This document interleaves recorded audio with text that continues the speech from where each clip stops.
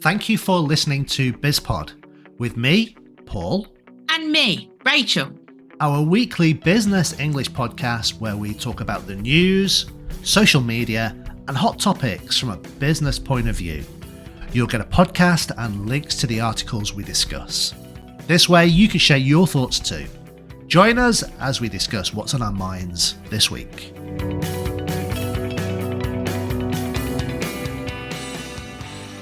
Right, Paul. So this week we're going to talk about something that I do a lot, but you only do because I do it. Okay, and what is this thing? Listening to podcasts. That's true.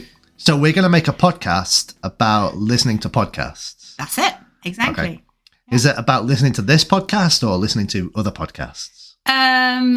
It's about listening to podcasts in general. We're going to give some recommendations, have some discussions, but obviously because people are listening to this podcast, they're going to benefit. Of course they are, yeah.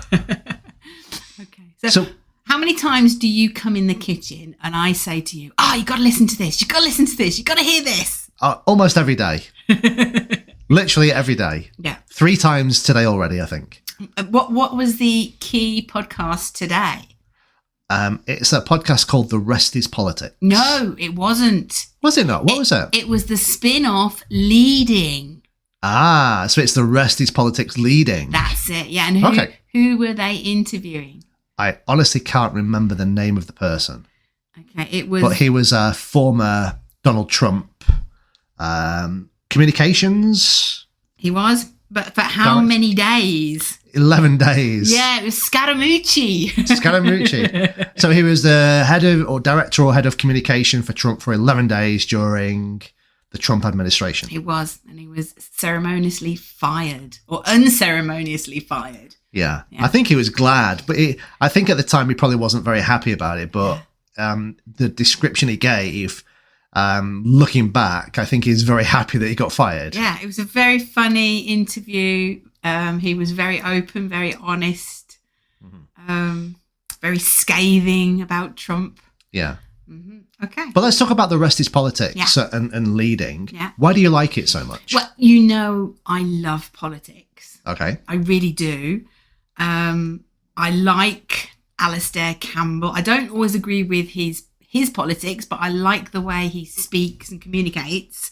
Yeah. And I read a lot of his books, and he got together, didn't he, with Rory? Yeah. Well, what about Rory? I mean, do you align more with Rory's politics? No, I don't think I do. But it's the combination of the two of them together. It just works. And I always thought Rory was a bit of, I've said this before, I didn't really like him. And now I listen to him and I feel like I've got to know him a bit better. I respect him a lot. He does a lot. He tries to be informed. He's a respectable, honest person. And I totally 100% have changed my point of view on him. He was a bit of a nerd, don't you think? Yeah, nerd, dweeb. Yeah. But he's a nice guy. Yeah, and I think my first impression of him, especially when he was running for the Conservative leadership up against Boris Johnson at the time, he definitely came across as a strange character. Yes.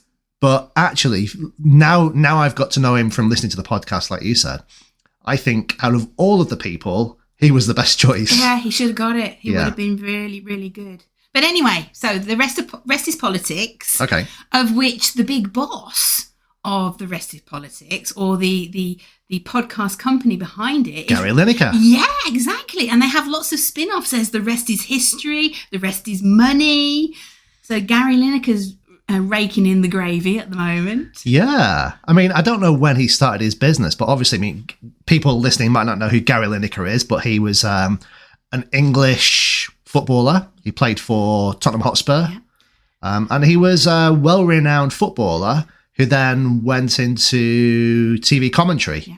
And he still does Match of the Day, I think. Yeah, and BBC One. Was very famous for the advertisements for Walker's Crisps. Yeah. Because he's from Leicester. Yeah. Mm-hmm. And now he's making all his money from podcasts. Yeah. We just want a little piece of that pie, don't we, with our podcast? Well, anyway, let's talk about other podcasts. So can you name some of the other podcasts that I expose you to? Yeah, well, The Infinite Monkey Cage, I think, is probably one of my favorites because it's science-based, but it's also comedy-based. Yeah. So it's sort of science and comedy mix. Yeah. You learn something, but you have fun while you're doing it. Yeah. That's been going for years, though, hasn't it? Yeah. Yeah. Okay. I also like the Zoe podcasts. Now, Zoe is quite unusual. Well, it's more of the norm these days. It's one of these ones that's a podcast, so you can just listen to it, but you can also watch it on YouTube. So Rich Roll, I actually started listening to podcasts with Rich Roll, which is a guy who interviews notable people over various things, a bit like Diary of a CEO. Yeah. Same flavour, except he's American, Rich Roll, and the guy from Diary CEO is obviously He's British. But all of those three, you can either listen to them or you can watch them on YouTube. Yeah. So it's kind of like it's a podcast, but with a video format. Is it a vodcast or a vlogcast? Or? I don't know what you would call it, to be honest. But it's a podcast. Yeah, but we do a mixture of both, don't we? We do a mixture of listening and watching. Yeah. But Rich Roll, that is that about health and fitness? Well, the guy has got a passion for health and fitness, but that he doesn't limit himself to that. Okay. I mean, there's an element of leadership, there's an element of motivation, there's lots of different things. He's done so many, though. He's been around for many years as well. Right. That's a bit like the Diary of a CEO then, because that podcast, it flitters around a whole different variety of different things, from business to health to entertainment, depending on who he's interviewing in his podcast. I think it depends on what he's interested in that particular week. Yeah. That's a great thing. If you can interview somebody that you're really interested in, that's a great thing. But Zoe Science and Nutrition. Why do you think Zoe Science and Nutrition is a good podcast? We find it informative. We have a passion, don't we, for nutrition? Yeah, health and fitness and nutrition. Going to the gym and working out.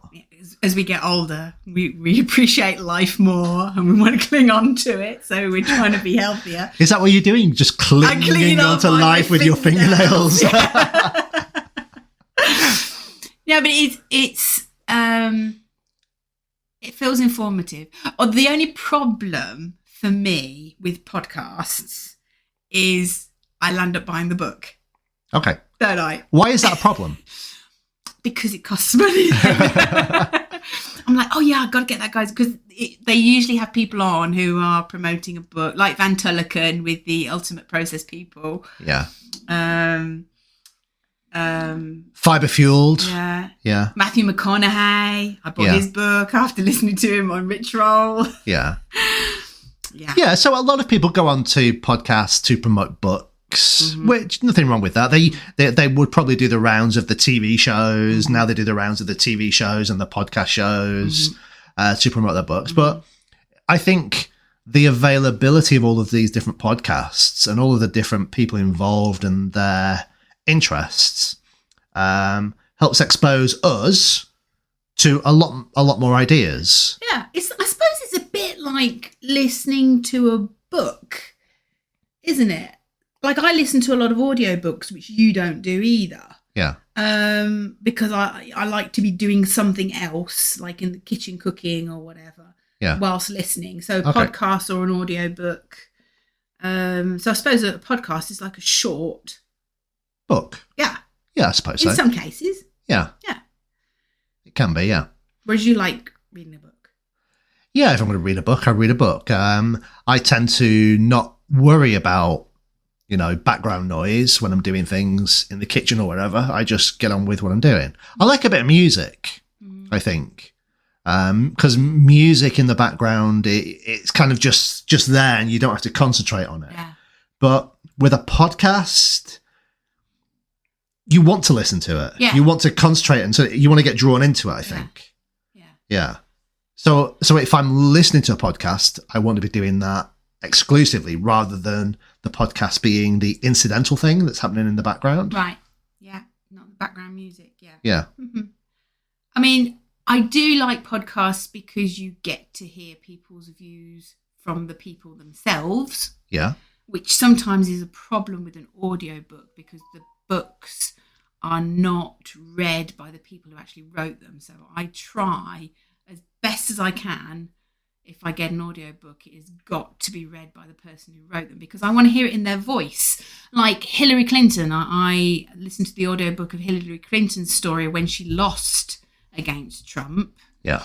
And that was read in her voice. She actually read the book. She read the book. So you'd got her word stress, her emphasis, and it was being delivered in exactly the way that she wanted it to be. Yeah. Which I don't think you would get if somebody else had read it.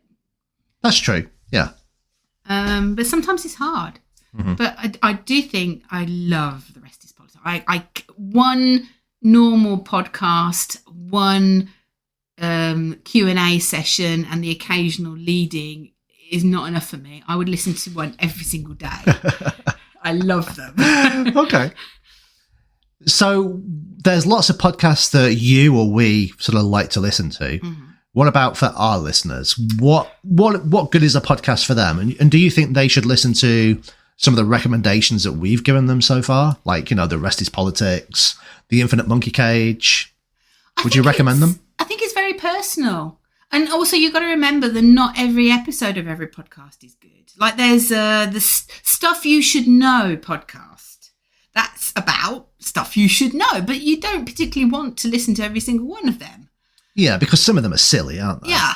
Yeah. So you might want to pick and choose, but I think people have got to try them and see how they feel. Mm-hmm. Obviously, are they accessing that podcast to learn something?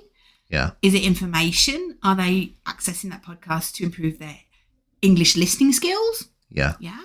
Are they accessing it for entertainment, relaxation? Well, I think it should be for our listeners particularly, it should be a combination of those things. But I think obviously the focus should be on improving your English communication skills. So being able to understand better what people are saying, mm-hmm. and at the same time, perhaps learning different ways to express yourself. So it's got to be business podcasts then, but it doesn't necessarily have to be business English podcasts. Yeah. Because a business English podcast is there to teach you, whereas a business podcast is you're going to be exposed just like a native would be. So you might actually pick up more valuable, natural expressions, words, listening to a business podcast than a business English podcast. Yeah. Yeah, I completely agree. It depends on people's levels. They've got to find what suits them. It's a very personal thing, a bit like music, a bit like reading books. Yeah. Yeah.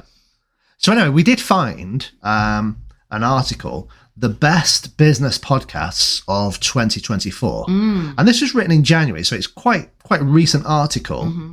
which we're going to share the link. Mm-hmm. It's on business.com. Mm-hmm. We had a quick look through this list, and I don't think we recognised any of the podcasts. But we're not interested in business. That's true, yeah. I mean, the 10-minute MBA, which is the number one podcast on this list, I don't think that would interest us. I mean, because it's kind of like, I don't know, what is it? It's just, yeah. If you're in the business of business, it might be interesting. Yeah, if you're in the business of business, yeah. Okay. I mean, there's business English podcasts there for people who want to grow businesses. There's entrepreneurship ones. There's ones that are problem solvers. There's ones particularly for women.